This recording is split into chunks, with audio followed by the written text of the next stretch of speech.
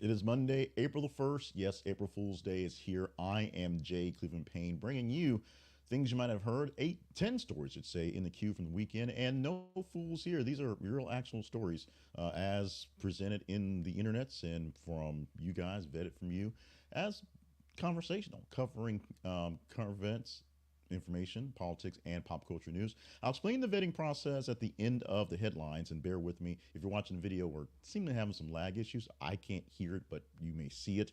So bear with me and kind of go along with us. We're working these tech issues as best we can.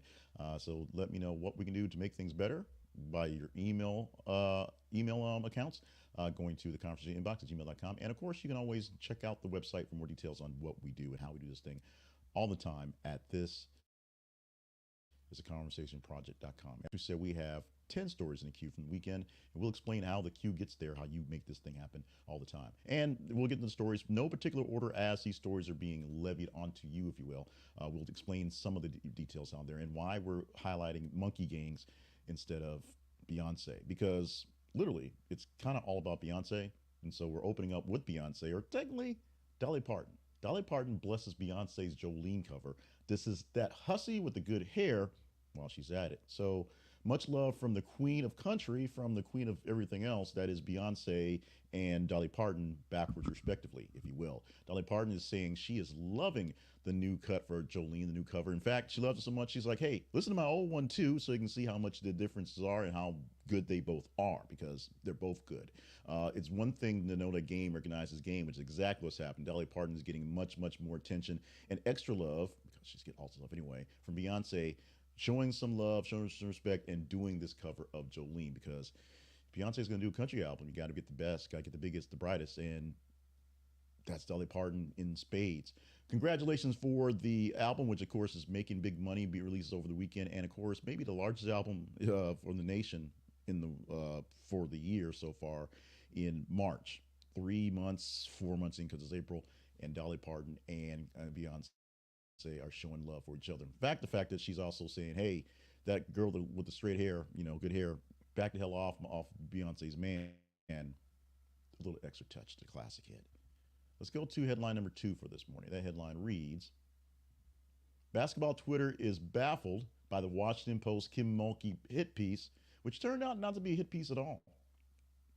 Kim Mulkey got in front of the story that there was a piece coming out by the Washington Post that's was going to be a hit on her. In fact, as we learn more about that, this piece from the Washington Post was literally 2 years coming, and they've been asking her for comments for 2 years.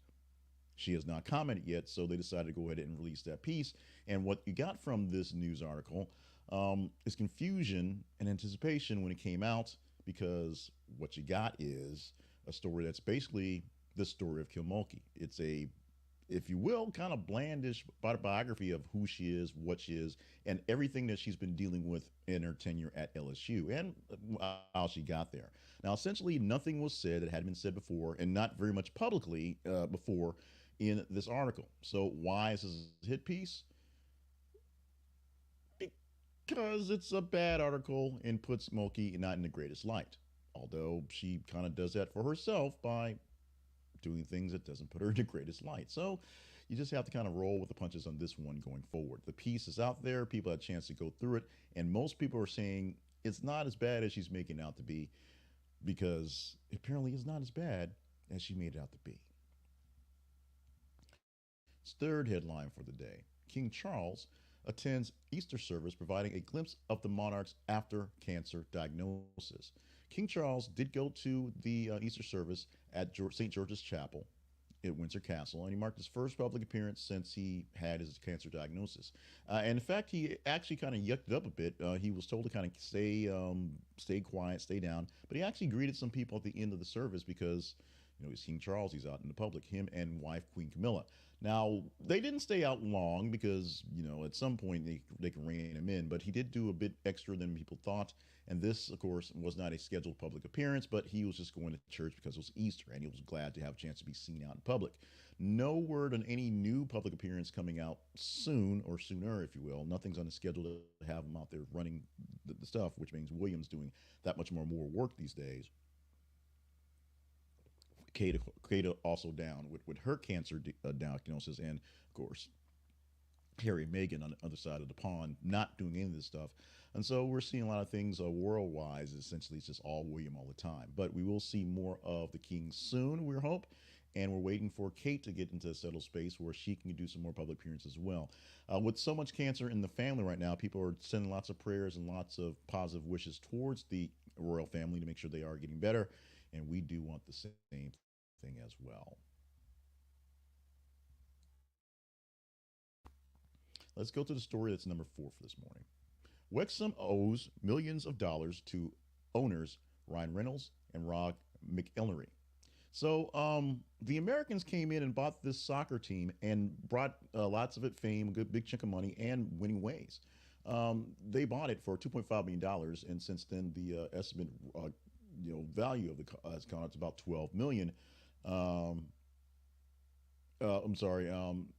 Let me read that backwards. They acquired the club for $2.5 million, and since the Wrexham AFC reportedly owes millions of dollars to its celebrity owners, despite the financial setbacks, including an estimated $12 million loss highlighted in the premiere of Welcome to Wrexham, the journey with the club has attracted considerable attention. So it's making money, but the problem is it's not making enough money, and so it's not a great actual investment. In fact, from articles earlier in the week, not one we pull up here, the fact that Ryan Reynolds said this is basically the worst financial investment he's ever had, because while it brought in a Netflix series that got people to watch, and it brought in eyeballs from that, and people kind of running into things, sort of the whole sort of Ryan Reynolds is owning the team still isn't making any money. That's not the kind of the point of sports, is to win games, make money. If not win games, at least make money. They're winning more, they're not making more money. Tom Cruise and Elisa Khayrova, I'm butchering it because no one cares, split after 3 months of dating. Not romantically compatible, which is a quote from somebody. So apologies for Elsina Khayrova, but Tom Cruise no longer cares, so we don't care. Tom Cruise and his latest beau have ended their relationship after 3 months, making the romance public. So they probably were together a bit longer, but after 3 months of saying, "Hey, you're on the screen. Here's your screenshot. Here's your test of the world." I don't think she actually passed the test. Reports suggest that the couple decided to part ways because they, quote, weren't gelling, just weren't getting together, indicating a lack of compatibility despite the initial excitement of starting a relationship. Essentially, anybody dating Tom Cruise has initial excitement until they realize they're dating Tom Cruise and they can't live up to the expectations, which are a lot. Ask the past wives and the past children. They are a lot. So, what's going on forward? The Russian socialite is going on with her media attention from this short-lived romance and going to live it up as best as possible. Tom Cruise is going to make 5 more movies where he jumps out of airplanes and mountains and makes a lot of money. And I guess doesn't have to pay child support anymore, which is the other thing about that. Let's go to the next story. Headline number 6 this morning. Vladimir Putin's cognitive problems spark fears of brain tumor as cancer's rumor swirl. There's a whole lot of stuff in that, but here's what's things. People believe that Vladimir Putin is losing it because of many reasons. Maybe there's a tumor. It's not the tumor. Maybe it's a tumor. Maybe he's dealing with a cancer diagnosis. Maybe he just has Asperger's or something like that, and it's just now being put on the forefront because of stresses of all things going on. No one knows what his health report is because there's no Ronnie Jackson saying that Putin is as strong as an ox and all these things like that. They don't do that over there. But speculation about his condition has been fueled in observation for health officials for quite some time, thinking cancer, Parkinson's disease, something else going on with him going forward. We won't know until we know, and we probably won't know anything until he's actually gone, and he'll probably have some sort of AI picked out to keep talking for him for years at a time. Most times most times we're praying for world leaders and praying for the best of health. This is one where we may not be praying exactly for the best of health, but the best outcome from the issue. And in fact, this picture I'm using right now, I believe, is the AI picture of Vladimir Putin. I just pulled something off the wire because it looks a little weird. There's a story about them using AI to prop him up in some pictures because he looks a little puffy. I think that's what I have right here. The flags don't look quite real. The next story at number 7 this morning. Daily Wire co-founder Ben Shapiro denies Candace Owens was axed over Israel comments. Well, technically he didn't deny them. He just said, I'm not going to talk about it. I'm not going to talk about it. I'm not talking about it. I'm not going to say it. We're not talking about it. I'm not talking about it. I don't do impressions, but my Ben Shapiro sounds like everybody else's. I'm not talking about it. It's not going to do it. I'm not going to talk about it. So he's a co-founder of Daily Wire, and Candace Owens actually sort of kind of hinted that Ben Shapiro himself can't fire her. So essentially, the other co-founder, Jeremy Boring, did. She left the company last week, started her own website, and is raking in money in her grift as she's already doing. But Ben Shapiro, on some other podcasts, specifically said he did not fire her and cannot say about what happened because he's not going there. Essentially, the only answer we got out of this exchanges were the fact that people can work at places and have a differing opinions about things, and that's fine. But if a place has an editorial bent around it, and Daily Wire is essentially pro-Israel, and there's a person who's not pro-Israel, then sometimes things don't work out. He did not say he fired her, but he's not saying that she wasn't let go specifically for her vent on comments. In fact, as I said, he said, we're not going there. And he said that a lot. Hasn't seen a lot lately. The number 8 story for this morning, the headline that reads, France asks for foreign police and military help with the massive Paris Olympics security challenge. Paris Olympics are coming in months this summer, and France is, I mean, not just now, but they're making it public. They're asking for assistance from other countries, 46 countries to be exact, to help bolster up security for the event.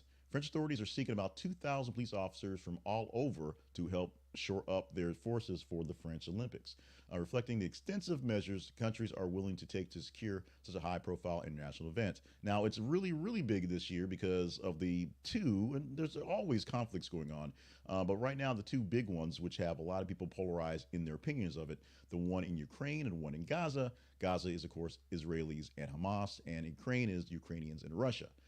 So much going on there, and so many people protesting and getting their say in those things, that France is worried about this becoming a public place for speaking on these things, because the world will literally be watching what's going on here. France don't want none of that, so they're asking for some help to shore up their police forces. The number 9 story this morning, Oppenheimer finally premieres in Japan to mixed reactions and high emotions. So here's the thing. The Japanese were, for all practical purposes, the bad guys from World War II. In fact, they were so bad, when the Germans gave up, we had to bomb the Japanese to stop them from warring because they were determined to go to the last man. That's the way it's played out in Western history. So when you make a movie about the guy who created the bomb that stopped the war to keep the Japanese from going to the last man, you would think it might be a bit of a downer in your country, if you will. But the movie that won so many awards and got so many accolades as a good movie is finally in Japan, and people are mixed about it. Some people are taking on the artistic view of the movie. Some people are taking on the sort of liberal history bent they put to make the movie go through. Some people are a little confused why Robert Downey Jr. is in black and white, which many people were just in America. And some people just have the mixed emotions of what happened at the event. This is a marking of actual history in a entertaining, non-historic way of a moment in time. And J. Robert Oppenheimer was a big part of Japanese history, whether the Japanese really wanted it or not. A lot of people are saying lots of things about the movie over there. One of the things that they're really being said is it's an interesting look at themselves. It'd be like, you know, if we had a movie that covered the slavery trade and showed the Americans, the people that were running the trade, in bad light, that was made in Denmark. And then the Denmarkians brought it over here and just sort of went, that's kind of where they would go with that one. Final story for this morning, 10 from the queue this morning. The headline for that reads, monkey gangs take over Thailand's tourist town. This is not necessarily a new story, but it's current for now, as there have been plenty of times that you've walked on TV back in the day, and there have been the ongoing story of monkeys just roaming through towns, taking over. In Thailand, tourist town has been overrun completely by monkey gangs, leading to an unusual intervention by the police. The authorities have resorted to disguising themselves to effectively address the situation, and have even captured the leader of the monkey gangs. Yes, monkey gangs have alphas, have leaders, big bad bosses, and they are trying to capture those bosses to get the other gang members under some sort of control. The problem is vandalism, stealing food, general terrorization, just kind of being bad monkeys. You will see this. The town of Lopburi, which is located about 90 miles from Bangkok, is a specific mention in this because it's essentially the epicenter. There's so many monkeys in the area surrounding it that they're just all over the place. And their aggressive behaviors are causing some issues for the locals and definitely for the tourists. And you don't want to mess with the tourists, even if it was with monkey gangs. Now, for our errors, omissions, and apologies section, we use this section to talk very quickly about a story we didn't have space for. So the 10 stories we produced for today, 10 of the top 30 stories from the weekend, what did we not have space for? What did we pick monkey gangs over than this one? This is actually a pretty interesting one. The story that was number 16 for the weekend per your engagement, Good Times petition calls for boycott of animated Netflix reboot. I didn't know there was a Good Times show coming out till I posted it few weeks ago saying, hey, Netflix has this Good Times thing coming on, check it out when it comes through. Then people checked it out, at least the trailer so far, and now there are protests to not air this show. So look for it, I guess the trailers will, and see what happens going forward. So part of the issue with this is the fact that Norman Lear's actual company is behind the reboot, who actually created the Good Times from a offshoot of Archie Bunker, things like that. So he had some hands in this show, and him being a guy who sort of could tell the joke about what's going on behind the scenes, although it's been upped up to a current tone where the jokes aren't quite so jokey, if you will. They're a little more on the nose and a little more on the standpoint of being exploitative as opposed to telling a point. Check out more details on this one. We'll see if the boycott happens. If Netflix will not release it, spoiler alert, they're going to release it and go forward with that one. That's the story that we omitted from our listing because it was there.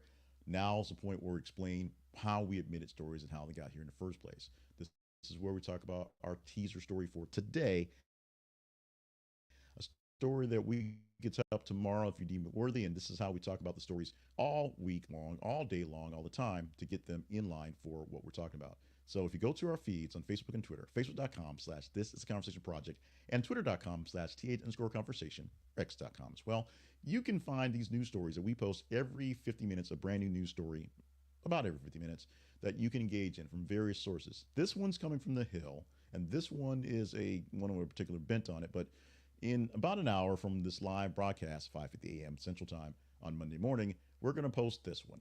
Trump attacks resigning GOP reps as cowards and weaklings as majority thins. One of the things going on in the House specifically is people are leaving, like now. They're not even waiting out their terms. They're just done with it. They're over for it. So many people are leaving, and Donald Trump is saying these people are cowards. These people are weaklings. They can't stand up to the heat. And what's happening in general is the majority that the House has on the Republican side is waning, which means it's going to be a lot harder to pass certain things, especially if they can't keep firing the guy in charge, which they're probably going to do again with this other guy that's in charge. Now, the story that we teased over the weekend was on Beyonce releasing her country album. We did not use that particular story. We used the Dolly Parton story along with it. But yes, Beyonce hitting that new album was a big thing we teased. We talked about it in the thing here. When we talk about Trump attacking GOP Republicans leaving the House of Representatives, you can make this happen by just engaging the story on Twitter, X, and Facebook. Like, love, hate, share, engage in the stories as they pop into your feed. When you're checking your other stuff, see what stories you have out there listing at the moment. They seem interesting, something worth chatting up for the world. You let me know. You just engage in it. The higher engagement score gives us the better chance of talking about it tomorrow. Tomorrow, we'll only get 8 stories, not 10, and they'll be from top 15 of the day, not 30 of the weekend. Our spotlight sponsor for today is Hostage Tape. We wrap up last week and go straight into more Hostage Tape for today. Hostage Tape is looking for you to get in on the deals because the deals are fully stocked again. So get in on your spring deals and get your better sleep and your better breathing on by stocking up for a 3-month supply of Hostage Tape. You will thank yourself, maybe you'll thank me, but thank yourself for thinking about this great idea, even though I'm putting it into your head right now. Buy 3 months of Hostage Tape. Buy 3 months of Hostage Tape. Buy 3 months of Hostage Tapes, or buy 3 months of strips. Maybe the tape's a little freaky for you. Buy the strips for your nose, and it'll help you breathe as well. It will open up your passageways for your nose, or close your mouth so it forces you to breathe through your mouth.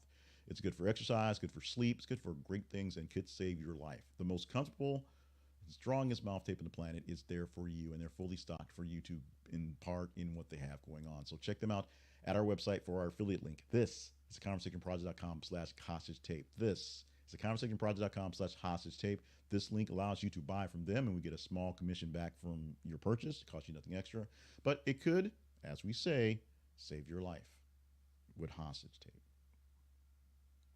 Let's go to the quick part about us, a little bit of promotion about the Conversation Project. The Conversation Project lives online at this is theconversationproject.com, where you can find us all day, all the time. All the stuff we have going on in the Conversation Project is there for you to see, learn, understand, and share with the folks. So we ask you at this point to share as much as you can with us, or with the world, I should say. And you share with us as well. You can email us at conversationinbox@gmail.com and share with me what you want me to do to impress some things. You obviously are sharing your opinions when you go to the feeds and you engage in the stories there. You can also find all the iterations we have, videos, audios, quick hits, written things, and all sorts of things that you can get to there at the website as well. Good for you to get all those things in. And there's a place where you can sign up to be one of our partners. If you sign up to be a partner, you get direct access to what we have going on. You help fund, literally fund what's going here, and get, unfortunately, sad stories, because stories of triumph, we have them, but unfortunately, stories of sadness. You get to hear the full dope of how things are going on, good, bad, and extremely ugly, by being a partner. So you want the full scoop? Become a partner today. Go to our website, click on the partnership link, go to buy me a coffee at jake.com/jclevelandpayne.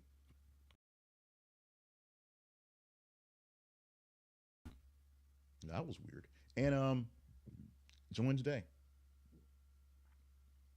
If you're not up to partner status, go to the feeds, send us a feedback via email. It doesn't add money to our coffers, but every little bit actually helps us get better at things.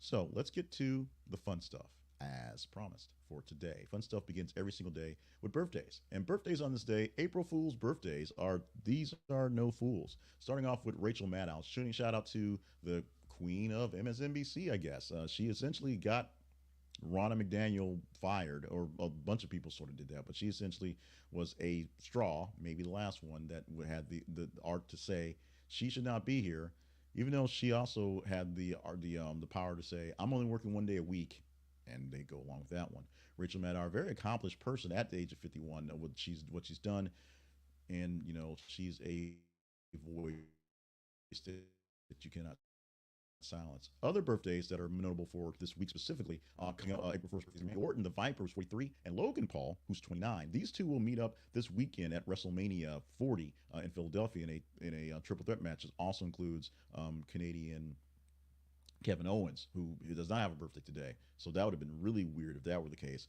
But happy birthday to the Viper, one of my favorite wrestlers of all time, although I had to kind of learn to love him. And Logan Paul, who I'm pretty much sure I'm going to hate forever, but he's making things entertaining.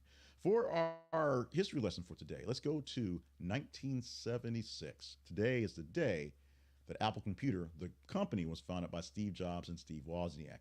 Jobs had the vision, Wozniak had the brains to actually make the thing happen, and they created their home kit computer that you could buy for, in general cases, and have computing problem at your home. Our first home computer was an Apple IIc, which actually Apple IIe, I'm sorry, Apple IIe. The 2C was the compact one. Apple IIe that for some reason my dad bought that with the disk drive and the joystick, not really knowing what he was rothing on the home. And in fact, the ways computers worked back then, that 2C, which we bought like when I was in the sixth or seventh grade, stick with me to college. And the only reason why it actually did not last through college is because the Macs were coming out and Windows was coming out with a stable version of their operating system 3.11, which essentially overtook everything at that point in time. Happy birthday, Apple Computer. And finally, well, not quite finally, two more things. Word of the day today is liberal. And the liberal definition for this one is favorable to progress or reform, as in political or religious affairs. Being liberal, favorable to letting things change, new things happen, as opposed to the opposite in this one, conservative, keeping things the same. That's what liberal means. And by the way, as we said, April Fool's Day. April Fool's Day in most countries, the first day of April, receives its name from a custom of pranking people, practical jokes all day long, telling friends that the shoelaces are untied, or sending them to on errands that are for fool's errands, things like that. Really bad things happen, changing food diets, people putting salt in sugar shakers, things like that happening on this day. Also birthday for my good friend Billy St. James. So happy birthday, Billy St. James. He also no April Fool as well. Be sort of leery on the pranks. It's April 1st, and right now we're expecting massive weather issues and maybe a possible tornadoes after last year when March 31st we had massive tornadoes. We're not dealing with we're not suffering many April Fool's jokes here today. Trust me. We're just gonna kind of keep our heads low and do whatever. Not happening today. Please don't. Today happens to be April 1st, 2024. I am Jay Cleveland Payne saying thank you so much for joining us for this Monday, getting the week started off on a great day. April Fool's Day on a Monday. That's also kind of, apropos, if you will. But don't put too much into it this year, okay? It's been a long year, and we got a whole lot more going because of a lot of things going on. So be kind, be gentle, be lax on the April 1st jokes. But also be here tomorrow for more of the Conversation Project, things you might have heard. Make sure you're staying limber, hydrated, and on task for all the grand things you are here to do. We love you. We mean it. I always go a little long on Mondays because of the extra two stories, and I'm rambly today, so bear with me on that one. But we thank you so much. The last year, literally the last year, as of yesterday, a year ago, we were kind of on a roll, and then we took a break because I had no house for a month, and so it was impossible to actually record for the month of April. There are no April recordings for 2023 because there was nowhere to record, nowhere to set up, nothing to do. It just was not happening. So I am extremely blessed to be able to survive, one, the actual storm, two, the storm that was, getting this thing back and going. And over the time, in that very time, we were able to double the subscribers from last year. In fact, go even more than that. And so we have a lot more people who are following along with us now. So we thank all of you for being with us here. Consider being a partner. Consider having our sponsors. Consider emailing us so you can tell us what we do better. And consider subscribing to the newsletter. That's there. We're done for the day, or at least here we're done for the day. Short version videos and hot takes coming as well, and other things from the Conversation Project all whenever long. Thank you so much for being with us. Once again, love you, mean it. Let's do this again come tomorrow.